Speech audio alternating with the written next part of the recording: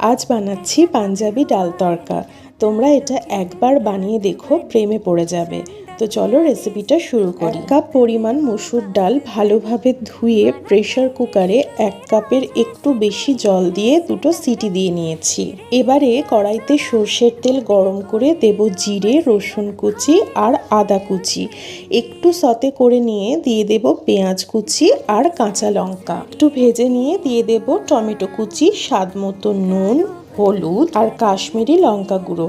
একটু সতে করে নিয়ে দেব সামান্য একটু গরম জল টমেটো নরম হওয়ার জন্য। টমেটো নরম হয়ে এলে সেদ্ধ করা ডাল দিয়ে মশলার সাথে ভালোভাবে মিশিয়ে পরিমাণ মতো গরম জল দিয়ে 2 মিনিট মতো কুক করে নেব। ডালটা আলাদা পাত্রে ঢেলে নিয়ে কড়াইতে ঘি গরম করে তাতে দেব জিরা, রসুন কুচি আর শুকনো লঙ্কা। একটু নাড়াচাড়া করে নিয়ে দেব কাশ্মীরি লাল লঙ্কার গুঁড়ো। এই তরকাটা ডালের সাথে মিশিয়ে নেব।